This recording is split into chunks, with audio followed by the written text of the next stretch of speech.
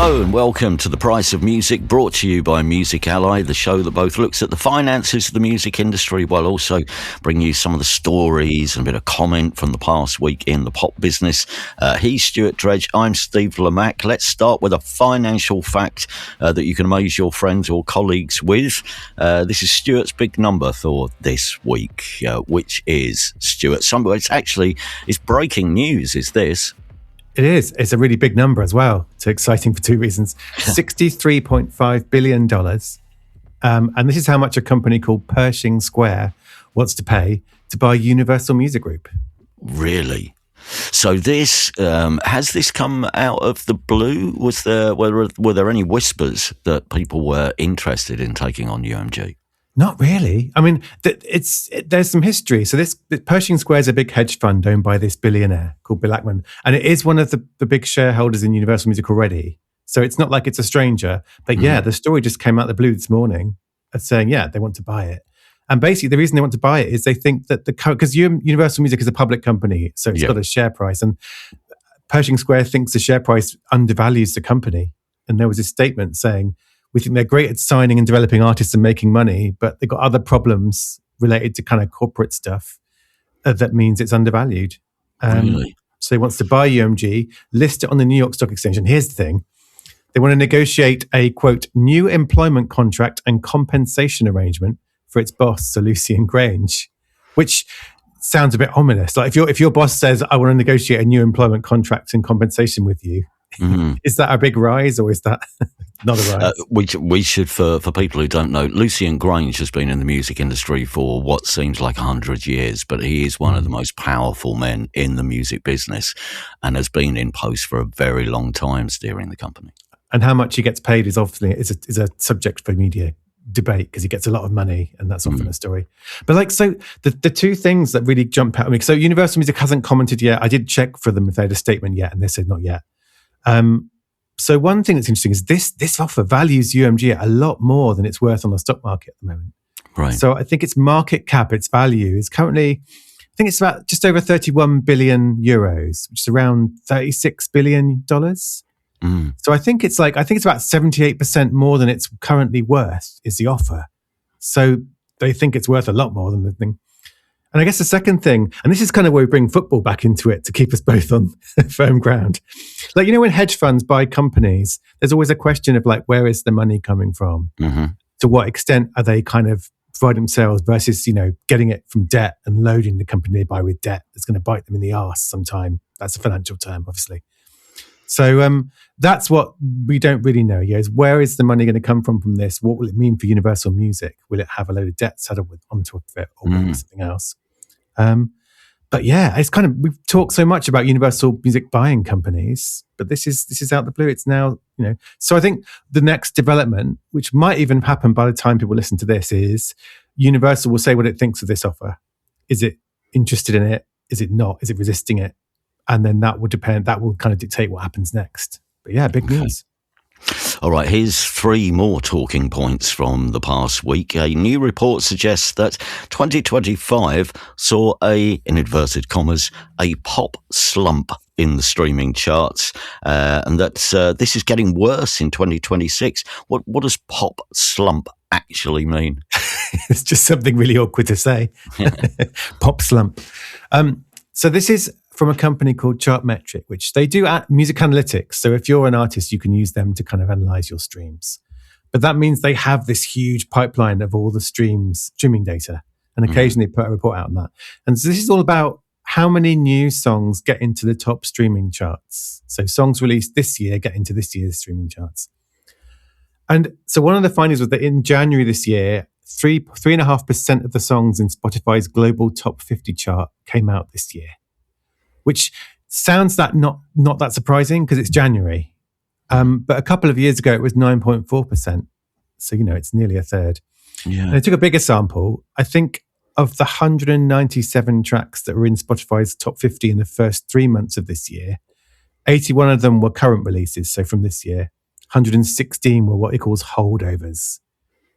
And that's the kind of this report saying. It's saying basically last year was a stagnant year. This is a quote, stagnant year marked by holdover hits. which is something we talked about before, isn't it? Like that things hang around a lot longer. You see, when I saw this, I thought this was going to be a reference just to pop music as a genre, but what they're meaning is new music then is suffering something of a slump. Popular music and new music, and they sort of say that it's quite dependent on big releases. So, for example, last January was a big spike from Bad Bunny's new album because loads of its songs were in the charts, and this March apparently Harry Styles and BTS sort of swung things back towards new. But and it's one of those where it's like that. There's two things happening. It's old tracks are hanging around a lot longer. The biggest popular tracks hang on, but also it's about things coming back. And I think one of the things they talk about is Zara Larsson's "Lush Life," which came out in 2015, but then went viral last November and is now back in the top charts. So new music is kind of being squeezed by two things there. It's the biggest tracks not going down the charts, and then just random old tracks popping up. And although this report was kind of just saying these are the figures, it wasn't really giving an opinion. But this is kind of one of the things the music industry is discussing a lot, I think, about that. How do we break new music when the old stuff is just kind of sitting there clogging up the charts? Yeah, and what they're motivated, as much as labels would like to launch new talent, at the same time, they're still making money from their catalogue if they're using their catalogue well. And it's hard, isn't it? Well, obviously, in this day and age, you can't just delete a record. When you used to get bored of one single, a record company in the old days with physical products could just stop manufacturing it, and then let's all move on because you can't buy the record anymore. That's not the case anymore. So it's harder to dictate what people like in a way. Well, and also, labels do still want to break new music, I think. But if you're the label and you're like, okay, Zara Larsson's old track is back in the charts because of a TikTok thing, we make money from that without spending as much money as we would on breaking a new artist. So there's kind of almost an incentive where when this happens to go, okay, we're not really it's not that big a problem for us. You can just, because the flow of old hits can carry on. So it's a slight worry, I think. Does it make a label not want to? That's the point, isn't it? That is the worry, that all of a sudden they'll just go, well, we can just rinse this catalogue for as long as we like for, as you say, less investment. But it's such a short term thing. But is that where the music industry is going now? It's a short term. Who's going to have the biggest share of the pie come the end of March, rather than are we a company set up for the next 5-10 years, and what artists will be making us money in the future that we should be backing now? And this brings us back to something like Universal Music Group being bought by a hedge fund, because I think for what people have a lot of opinions on Universal and Sir Lucian Grange, but his commitment to kind of music and signing, that's how he came up, isn't it? He came up through... But when a hedge fund owns you, there's an argument that someone might be like, wow, hang on a minute. It's much more efficient to just focus on catalogue. Yeah. Who needs all this new artist? And so that's the backdrop to, I think, some of the other bigger corporate moves going on too, Well, while we're on the subject of research studies, this is another one. This surprised me actually a little bit, but another study has found this week that just under half of music fans think that merchandise is becoming unaffordable, and 2/5 of the people who responded to this study, 2/5 of fans said they felt exploited by their favourite artists. Tell us, where has this come from? Yeah, this is a study by Media Research, so quite a respected, research company. And they were talking to 1,000 American music merch buyers. So it's people who do buy merch. And so there was like some positive. Like one finding was like they want more variety. They don't just want to buy T-shirts anymore. They want, and it didn't seem very ambitious. They want posters and key rings, but also jewelry, quite popular. And they want vinyl. Like they see vinyl is bundled into merch here. Right. Okay. But the negative, just under half of them, said merch is becoming unaffordable, so I thought it was interesting, that choice of words, unaffordable. It's not necessarily that it's just too expensive. It's about they can't afford it because they're spending so much on the tickets, on the stuff around the gigs, and maybe have less money. So it's like the price is going up, but it's not just that. It's about all the other things they're spending money on. So merch is being squeezed by the price of, I guess, if we're talking at the top level, stadium level, it's being squeezed by travel, hotels, or if you're just wandering to the gig, it's being squeezed by beer or whatever else. Everything else that's going up in price, as you say, including very much the ticket itself to the gig. That's what's squeezing out merchandise. I think so. And we talked. Remember when I went to the Blur gig at Wembley Stadium, and I saw the football shirt they were selling the night before. I was like, I'm having that tomorrow. Yeah. And I got there and saw the price of it and was just like, no, I can't justify it. Which was not a jab at that band, but it was at that moment where I was like, I can't afford that. And I felt quite sad. But the other thing is, the other thing is that nearly 2/5 of people surveyed said they sometimes feel they're being exploited by their favorite artists. So it's not just I can't afford this stuff, isn't that sad? Sometimes this can tip over into, I think the artist is pushing it into sort of negative feeling, which is, it's difficult, isn't it? We've talked about it. It's like, I think merch is really important now to so many artists. It's what could tip your tour into profit from a loss. Yeah, I mean, the thing about this is what sort of demographic was the research based on? Because this feels like the responses of somebody who goes to a bigger gig and then sees the quite steeply priced T-shirt or hoodie or something, just thinking, no, that's taking the mickey now. We've spent £150 to be here, and you're trying to charge us 60 quid for a hoodie. Then that is too much. And I don't know. The bigger artists are probably more confident in the fact they'll be able to sell the merchandise to somebody. Whereas as you go down, I don't think there's that resentment of artists when you get down to grassroots level, because there is an understanding that T-shirts are reasonably fairly priced. They're not exploiting you, and they're not trying to take the mickey by selling you a 40 quid T-shirt. They've made the T-shirt, they're covering their costs, and they've left a bit of money as profit to pay for the petrol, which is what got them here in the first place. Yeah, so actually it's still a way. I think, wasn't it it was an interview they were saying that the giving away T-shirts to people who would come up and nice to you at the merch stall was their point. But yeah, so I think it is like you say, it's nuanced, and I think there's a difference here. But I think it's maybe a good thing to remind people of. It's a good way of putting a tenner in the pocket of your favourite artist, isn't it? And with the last of the things which we thought we'd share this week is this, which is from Instagram, Instagram now reckons it's the home of music superfans. But I don't know, what is behind this claim? What does that actually mean for fans and their favourite artists, and how have they come to this conclusion? Yeah, well, the context for this is, I think the last year or two, there's been a lot of talk about artists and superfans. But also, and part of that is the fact that the idea that the big social media apps aren't great for that relationship. Because if you're an artist and you're posting on a social media app, your posts have got to get through their algorithm to reach your fans, even if they follow you. Yeah. And you have to post all the time like a guinea pig on a wheel to keep getting engagement. And you don't even get to have the data. You don't get their email address or anything like that. So that's been the big, and I think this is Instagram going, I think we're going to try and push back on this. So they commissioned a big survey from Luminate, which is another big research company. And it's one of those studies that's like, of course it says, isn't it? Aren't you wonderful?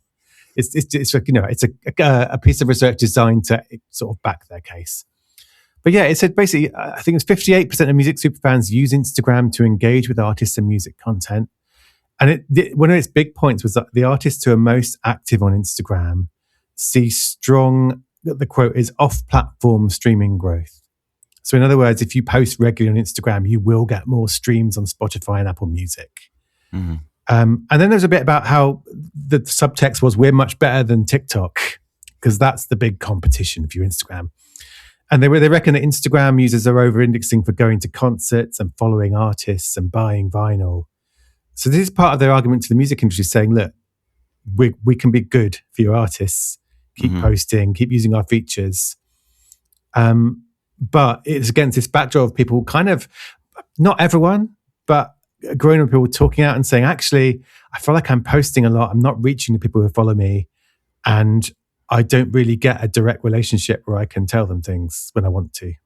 And that's not just an Instagram thing. I think it's every big social media platform, even streaming to some extent. I think a lot of artists have lost their kind of excitement around how, well, hey, I've got 1 million followers on platform X, but that doesn't mean anything if I can't actually reach them when I want to tell them stuff. Okay. Any other business for this week? Here's something which I think is probably worth looking at, because I noticed, talking social media, I noticed a few posts over the last week about this, which is gigs that are being cancelled due to disappointing advance ticket sales. And we have spoken about this before, but it's a problem that obviously hasn't gone away. And if you listen to what some people are saying, it might just be getting worse. So this started with the band Smooth and Turrell. Did you say Smooth and Turrell or Smooth and Terrell? That's more exotic. Smooth and Terrell. But they announced the cancellation of a show in Cambridge, which was due to take place later this week. And it's quite a long post, but I'll give you the salient points. It reads, "It's time to be honest here. Our industry is in trouble. It's a simple fact that people are skint and can't afford to live. But venues and promoters are panicking and pulling shows if people don't buy tickets leading up to that show. It's frustrating, and trust us when we say that we too are disappointed when this happens, but it really is out of our control. And nobody is talking about this struggle on socials and pretending everything is okay. But let me tell you, it's not okay. It's very real." And they're not the only ones. I saw Luke Hinton from the award-winning venue The Horn in St Albans also posted about advance tickets recently and why it's important to buy a ticket up front, and a few others have as well. So it is still an issue, the fact that that fans of gigs, and obviously I think this is more at grassroots and theatre level than at stadium level, but in a lot of cases, advance ticket sales for gigs are just nowhere near what promoters are banking on, I think, and that's where they become nervous, and it is leading to more and more gigs being pulled. Because we can look at it from both sides. If you're a promoter, say of a 250 capacity venue, and you've booked a group to play, and say your break-even figure, if you're lucky, is somewhere between 200 and 220 to make your money back.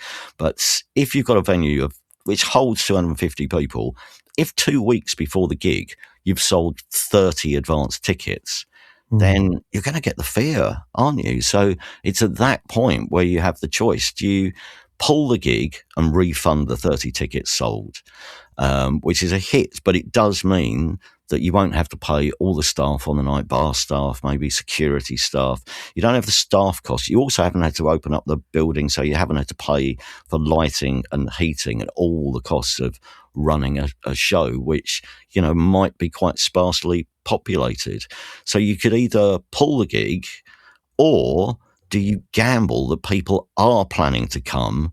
They just haven't bought a ticket yet, and you might have a brilliant walk up on the night. But can you gamble on that when you're balancing obviously very fine margins? It's a really difficult call, I think, because it's the thing is there is quite a lot of anecdotal evidence suggesting that people will still go to the gig. It's just they won't make up their minds until a day or two before the show takes place. my own live agent was telling me about one of his bands who, for their London headliner, in I don't know, years, some years ago, pre-COVID, that London headliner would have done 80% of tickets, probably 2 or 3 weeks out from the actual gig. But in this case, they did about 50% of their advance sales in the last 3 days. Wow. Before, just leading up to, and then they had some walk up on the night, and so it was fine in the end. But they really had to argue that this will be all right. We're sure people are going to come. But as I say, you can see why promoters, get nervous about this, and sitting there thinking, is it worth the stress and the financial risk to go ahead with a gig where advance sales are so low? As I say, at a time when margins are so tight, and when many venues and independent promoters, of course, are just walking this, fiscal tightrope. And it's obviously, as Smooth and Terrell pointed out, it's really frustrating on the other side of things for the artists, because of all the planning that goes into a tour or even a one-off gig if it's suddenly pulled. Because, you look at it from the artist's point of view, you've probably already booked the day off work because a lot of bands at that level are still working. You book the day off work. You might have booked, the van in advance.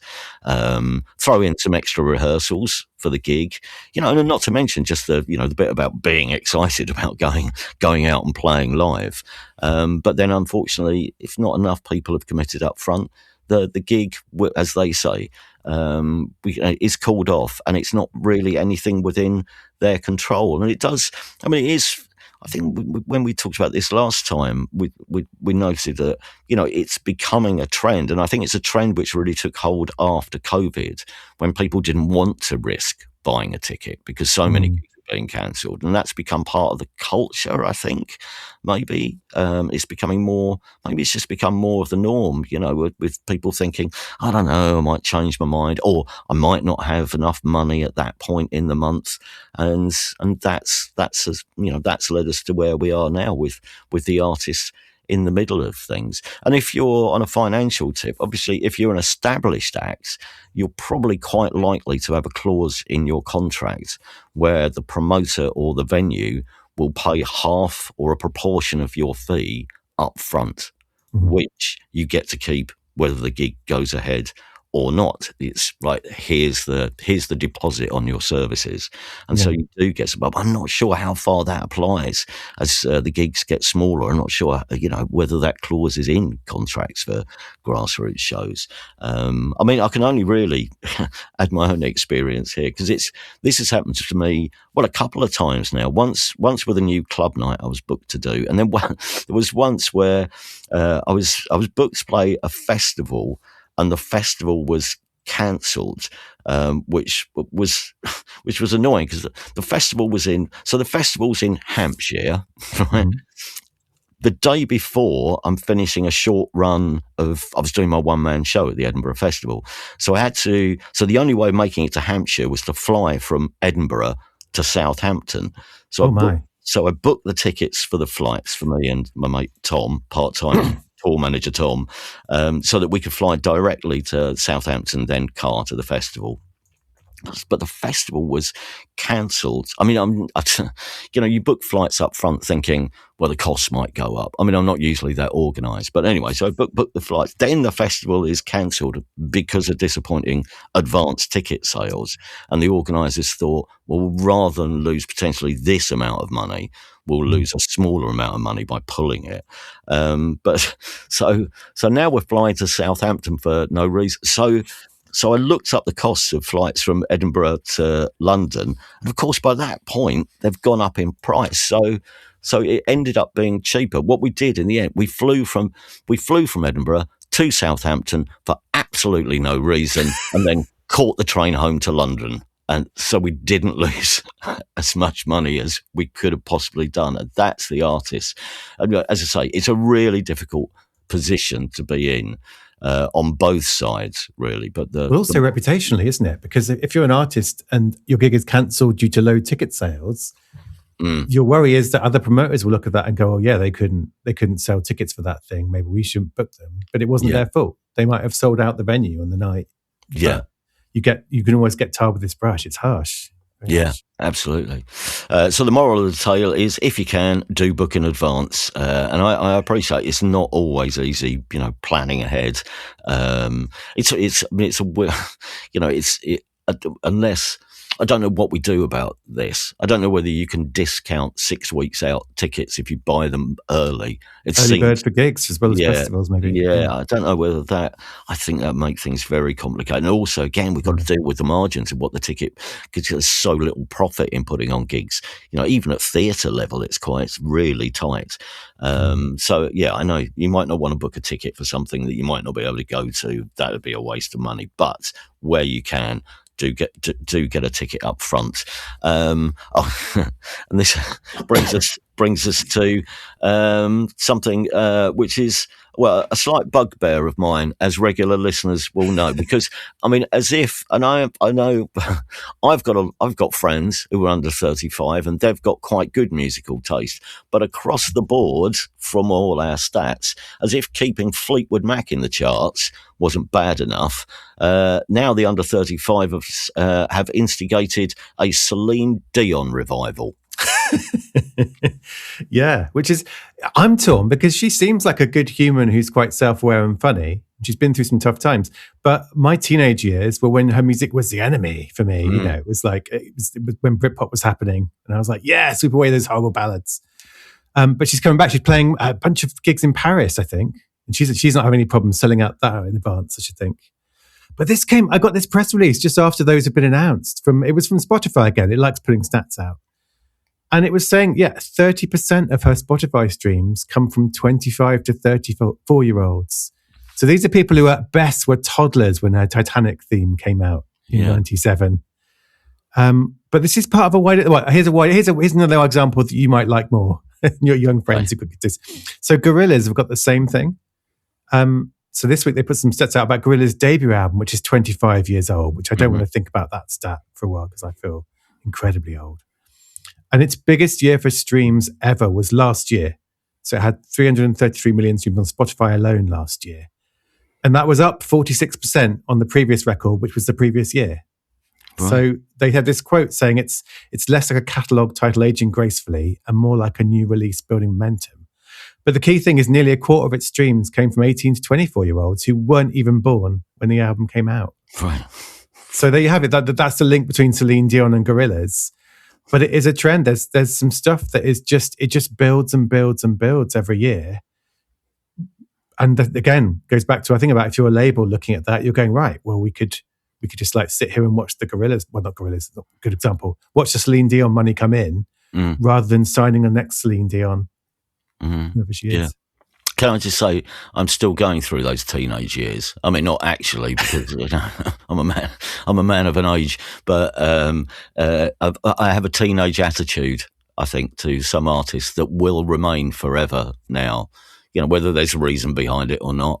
I mean, do you remember when I once said I could listen to the Smiths because I knew some people who were thinking you pointed me in the direction of that Half Man, Half Biscuit song. Oh, was it Half Man, Half Biscuit? No, MJ Hibbett. Lesson of the Smiths by MJ Hibbett. Yeah, which is like don't avoid something just because dickheads like them, was to paraphrase. But my thing is, what if your dad liked them? There's a whole era of artists, Michael Bolton, Celine Dion, Meatloaf, that my dad would play in the car going, this is great music, not like that Blur rubbish. And I really can't get past that, even when they turn out to be nice people. Yeah. Michael Bolton, brilliant chap, good principles, just can't bear his music still. And it's teenage me screaming inside. I have changed my attitude, not necessarily to their music, but to the concept of Level 42, because Mark King is a nice man. But otherwise, I will hold on to it an irrational hatred of somebody's music, which I've just taken against somebody at some point. I'll hold on to that for years and years. I think we just got time probably just to mention a certain space mission, because I mean, if you've been following the Artemis II moon mission and you've been thinking, oh, I wonder if there's a music angle here that isn't Dark Side of the Moon. Well, apparently it turns out there is. There is, yeah. So this is about an electronic music duo called, I think I'm saying it right, Defo. And one of the astronauts on the mission, Christina Cook, is a fan of the group. So they've made this 1-hour radio show, which has kind of got a theme about space and the Earth. And they're going to, with a service called Thunk Radio, and they're going to beam it out, and the astronauts will be listening in, which I imagine, I'm not sure the other astronauts are fans or not. She might be sitting there enjoying it, and they're going, what is this rubbish? I can't even leave the room. We're in a rocket. But it's late. I was writing this story and researching the previous examples of music in space, because Blur and Beagle 2, do you remember that? I do. They made the call sign for the Mars mission. Apparently NASA woke up the International Space Station crew with Elton John's Rocket Man in 2011. Oh, I don't know if that's do you think they woke up and were like, for heaven's sake? Also, please find a more literal song to play your astronauts, please. Oh, wow. Well, here we go. NASA also beamed the Beatles across the universe into deep space in 2008. And they premiered Reach for the Stars, not the Club 7 song, but the Will.i.am song from the Mars rover. So the person I feel sorry for here is Babylon Zoo, because they picked every space-themed song title, but not his yet. Maybe next mission. And finally for this week, guitars, synthesizers, drum machines, all musical instruments. Mayonnaise Not so much. Or is it? Or is it? Yeah. So I was on the watch for April Fools last week because I write this morning news bulletin. If I get caught by someone's musical April Fool, I'm in trouble. And I saw this and was like, this must be an April Fool, but it's not. It's a research study from Northumbria University on whether mayonnaise is an instrument, which I believe this began as some kind of online meme. It was probably on TikTok. So it's not an April Fool, but it is a marketing stunt because Hellman's, the mayonnaise people, others are available, commissioned it with its ad agency. And they're basically running this study, getting experimental musicians to try and make music using mayonnaise. And they're going to publish a research study based on this. It's basically an advertising wheeze, but they've roped in a university. And the thing that got me was there's a credits section of the case study of this campaign.